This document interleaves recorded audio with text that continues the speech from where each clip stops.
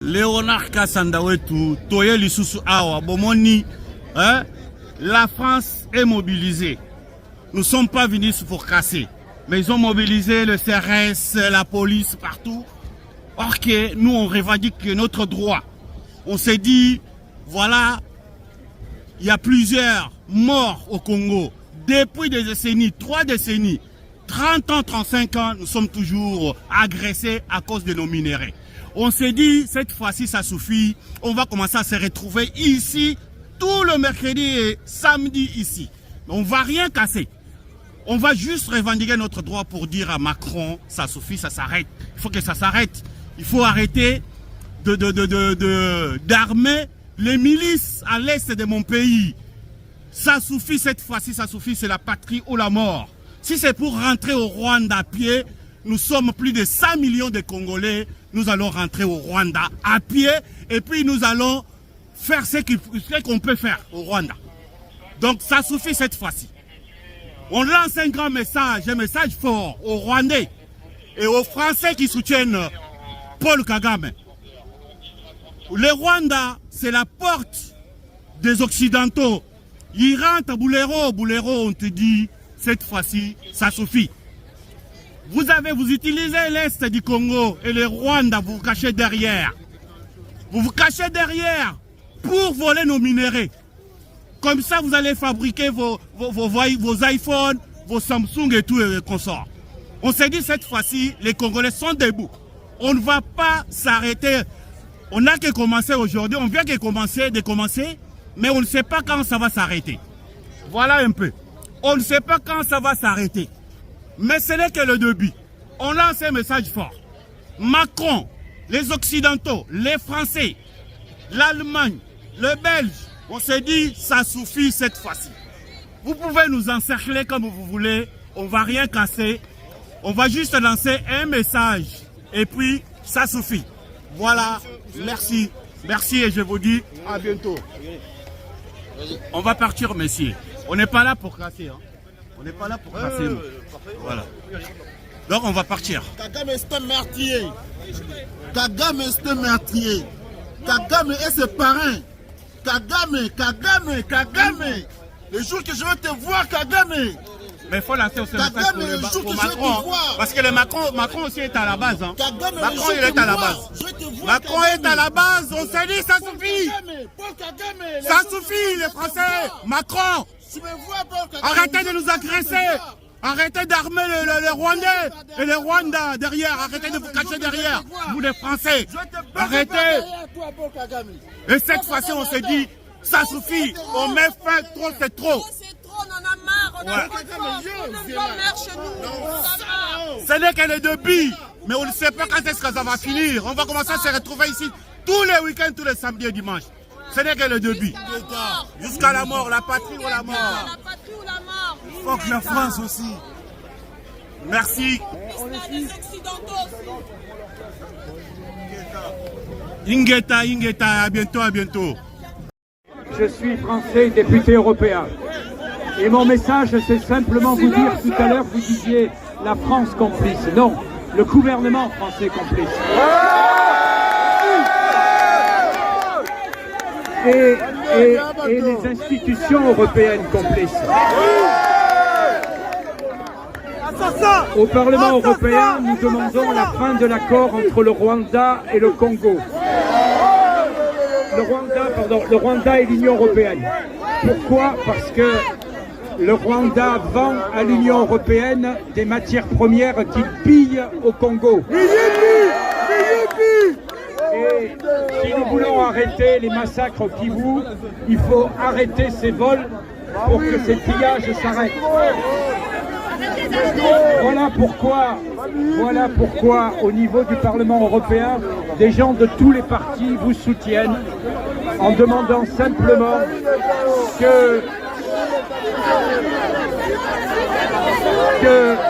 ce soit respecté. Merci.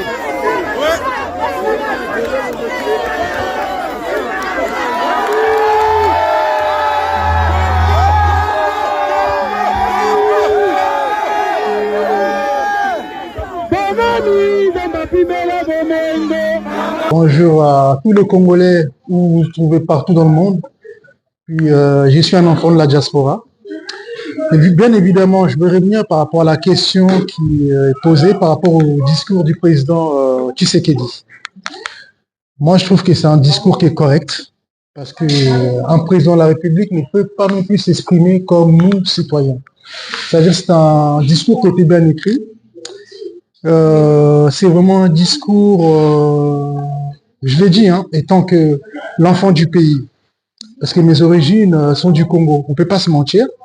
Et des deux, c'est un discours qui doit normalement éveiller les consciences, parce que c'est pas un discours anodin. Chaque Congolais, partout où vous vous trouvez, on doit se défendre. Peu importe. C'est une famille, les Lansal, c'est l'avant-famille. Mais pour l'instant, ma famille, c'est d'abord le Congo. C'est le Congo qui est prioritaire. Parce que cette guerre, c'est une guerre qui nous a été imposée par les multinationaux. Et puis, quelques puissances occidentales qu'on connaît bien. Ils viennent chez nous, comme par hasard, la ville de Goma est tombée. La ville de Goma, ça fait partie intégrante. Le corps, c'est le Congo. Les yeux, c'est Matadi. Les pieds, c'est Kinshasa. L'autre pied, c'est Lubumbashi.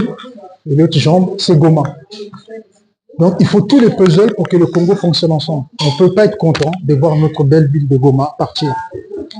Ça fait de la peine. Ça fait de la peine. C'est pour ça, nous disons aux hommes politiques, entre guillemets, ces hommes politiques-là, qu'ils en profitent. Bon, Amboka, vous en profitez dans le militaire, un soldat qui va au front, qui meurt, qui demande même de l'eau pour boire. Mais à un moment donné, étant que Congolais, ma conscience doit être interpellée. Ma conscience doit être interpellée. Parce que les Congolais, nous aimons la distraction, nous sommes dans des bêtises. Mais à un moment donné, on doit se poser des questions. Parce que celui qui ne connaît pas son passé, il ne saura pas son présent, il ne saura pas son futur. Nos anciens nous ont laissé le Congo, et au futur, nous voulons aussi avoir un Congo uni. Mais sur quelle base nous allons construire ce Congo? Nous allons toujours continuer avec ces politiciens-là. Les anciens temps, ils ont travaillé avec Mobutu, Kabila Père, Joseph, maintenant si c'était non. On doit carrément changer, donner aussi la chance à nous autres jeunes qui sont à la diaspora, même les jeunes de Kinshasa qui sont un peu évolués, qu'on leur donne une chance de travailler pour ces pays-là. De travailler pour ces pays-là. C'est un pays béni. C'est un pays béni. Mais les Congolais lui-même s'en foutent de son pays. Le Congolais est dans la distraction. Les Congolais, ils connaissent tout. Les Congolais préfèrent détester son frère que nous assoyons ensemble. Nous regardons les Congolais. Qu'est-ce qu'on peut faire de ce pays-là? Qu'est-ce qu'on peut faire de ce pays-là? Une question encore. Oui. Je voulais savoir si c'est pour le président. Qu'est-ce que tu allais faire? Tu allais passer directement. Qu'est-ce que tu allais faire pour la guerre? Si je ne suis pas le président. J'ai fait comme si j'étais à la place du président. À un moment donné, les paroles doivent suivre les actes. Les paroles doivent suivre les actes.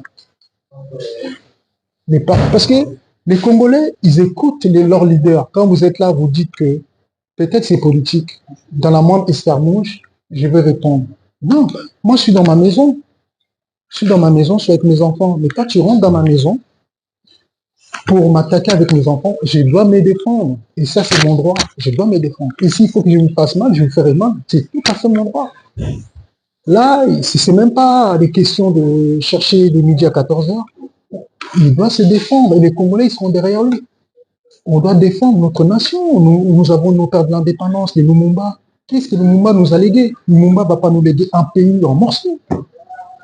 Ah non, il est hors de question. Il est hors de question. Je suis congolais et fier de l'être. Et quand je regarde tout ce que Patrice Lumumba a fait, je suis fier de lui. Nos pères de l'indépendance ne sont pas morts anodins. Les Kasavubu, les Lumumba, ils sont pas morts anodins. Maintenant, il est temps pour nous, Congolais, de se battre pour notre pays. Il est temps vraiment de se battre pour notre pays.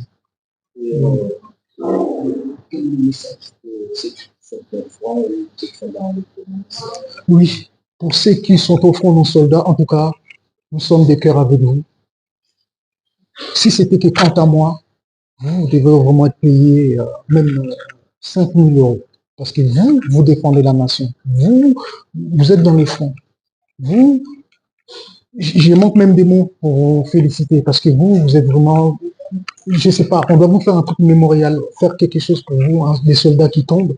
Ça me fait de la peine, moi, étant qu'un Congolais. Je vois un militaire qui tombe dans les fronts, qui lui manque de l'eau à boire. Alors que nous avons des députés qui gagnent des 21 000 $. Ça, franchement, c'est incroyable. C'est incroyable. C'est ça.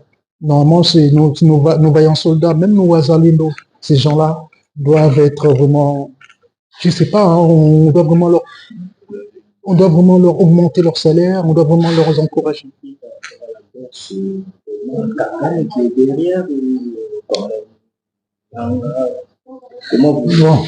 Comment j'interprète cette guerre? Bon, Corneille Nangaa, c'est un pantin. C'est notre frère congolais, mais c'est un pantin.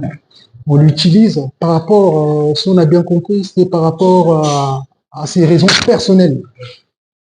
Peut-être il a perdu des carrés miniers, je ne sais pas quoi.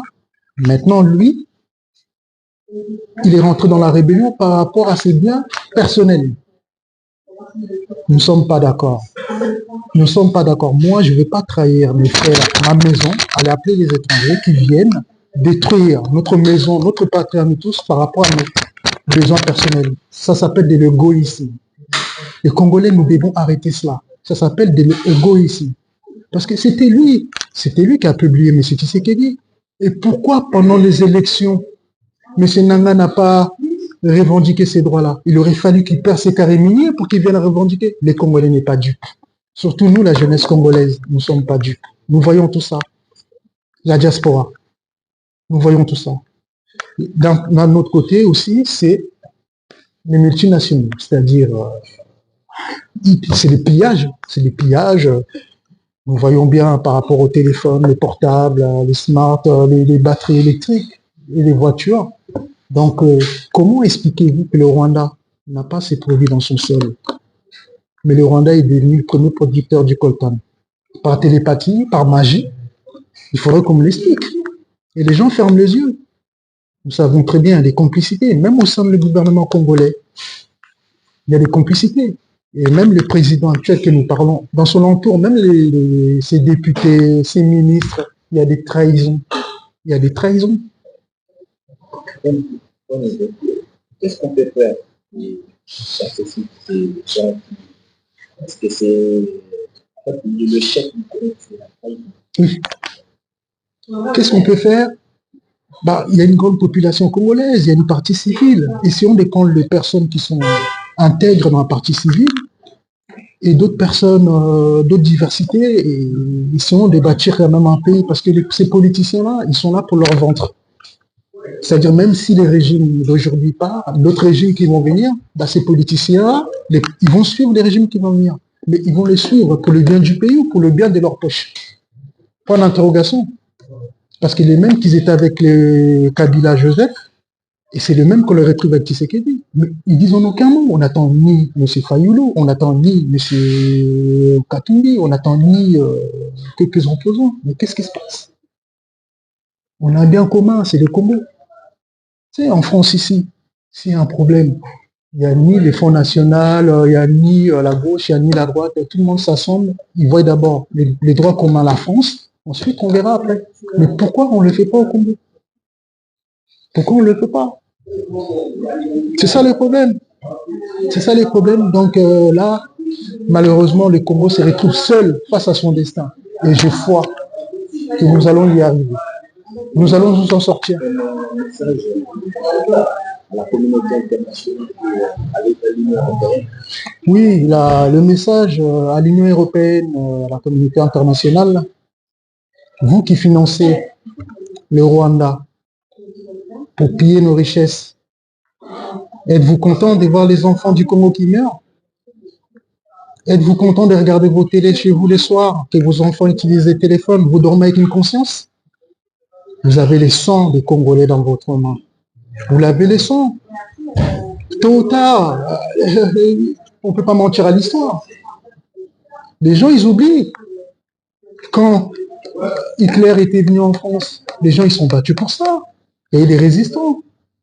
Les Congolais, nous résistons. On ne rigole pas des mal des autres. Parce que voilà, c'est les profits, nous regardez les intérêts économiques. Non. Si vous voulez piller, pillez. Mais si vous arrivez à la limite de tuer l'être humain et que vous pillez leurs biens, vous éliminez les gens, mais c'est un génocide. Plus de 12 millions de morts et les gens ferment les yeux et mangent. L'être humain est barbare. C'est la méchanceté pure et dure. C'est la méchanceté. On attend d'éliminer notre peuple. Les gens, ils ferment les yeux. Là, on attend d'éliminer les miens. Les gens, ils ferment les yeux. Dernière question. Mhm. Le message au diaspora. Mes chers... Oui, oui, bon, en fait, il y a des plateformes qui s'organisent, hein, donc je ne vais pas les libérer ici. Il y a des choses qui se font, de bonne volonté. Il y a des gens comme nous qui soutenons des associations au Congo. Ça fait mal parce que à l'est du Congo, vu que la ville, on ne sait pas si la ville elle a été prise, si c'est le gouvernement qui gère, on n'a pas de nouvelles parce qu'ils ont carrément coupé les réseaux. Tout ce qui est réseau, l'internet, ils l'ont coupé. Et du coup, s'il y a des bonnes volontés de la diaspora qui veulent participer, parce qu'il y a des organismes qui sont là, qui demandent, qui font des appels de fonds, quand les gens ils vont donner, qu'ils ça aille au moins à Goma, que les gens ils ont au moins le minimum des aliments pour manger, les couches pour les enfants, les pulls, c'est juste ça en fait. Des gens de bonne volonté, et des amis nous appellent aussi des amis africains qui veulent participer, qui veulent nous aider. Ils sont les bienvenus pour aider les enfants de Goma et les enfants de Congo en particulier, parce que eux, ça fait depuis presque 30 ans que ça dure. Cela doit cesser. Cela doit cesser parce que nous n'allons pas tolérer toutes ces choses-là. Nous, on n'a pas vécu au Congo. Nous, on n'a pas dansé pour les Mobutu, on n'a pas applaudi. Nous voulons construire l'Afrique en respectant tous nos voisins. Mais si cela continue, il y aura des rancœurs. Nous avons peur de grandir avec cela, et des rancœurs, de montrer avancer du doigt. Et pour l'harmonie d'Afrique, ça ne sera pas possible. Il est temps qu'on arrête cela, pour que ça n'engendre pas la haine. Parce que moi, nous, étant jeunesse congolais, on attend d'éliminer notre peuple, on attend d'éliminer notre race, entre guillemets. Mais à un moment donné, on ne va pas se laisser faire. On ne se laissera pas faire. On ne se laissera pas faire. Et cette guerre ira jusqu'à Kigali, s'il faut. Voilà. Dernier message, un petit mot d'au revoir. En tout cas, je tiens encore à remercier les Wazalendo et les FARDC. Battez-vous, vous êtes nos frères. On vous encourage, même de loin. Nous sommes des cœurs avec vous.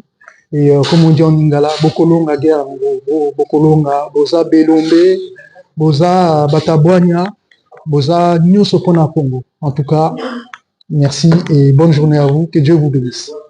Merci, que Dieu bénisse le Congo. Okay. Que Dieu bénisse le Congo et l'Afrique en particulier. Merci.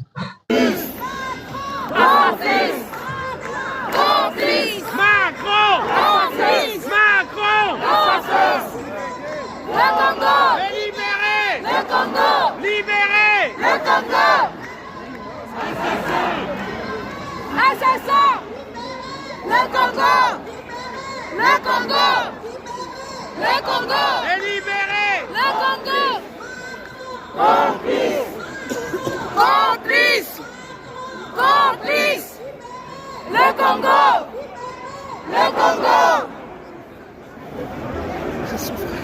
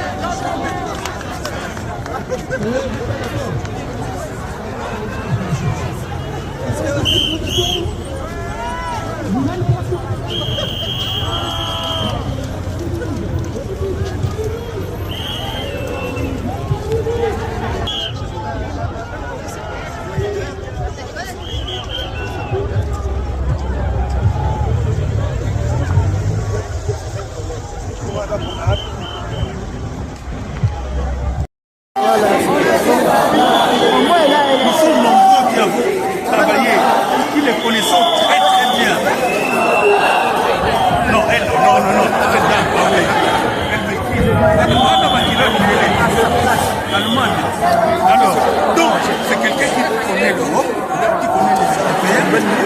Oui, oui,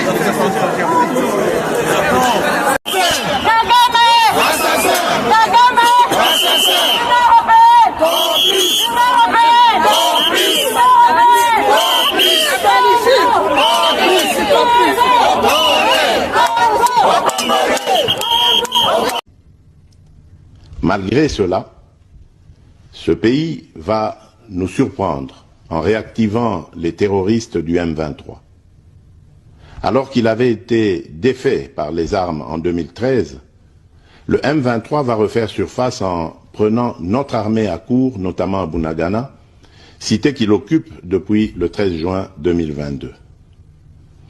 En effet, sous la fallacieuse accusation de soutien des FARDC au FDLR, le Rwanda a en réalité des velléités expansionnistes, avec comme intérêt principal l'appropriation de nos minerais, et pour ce faire, il s'active à déstabiliser l'Est du Congo pour créer une zone de non-droit en vue d'assouvir ses appétits criminels.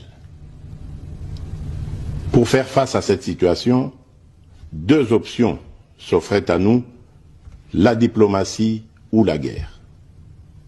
J'ai résolu de privilégier la première option, quitte à en venir à la seconde, faute de résultats. L'option diplomatique a donc été mise en œuvre.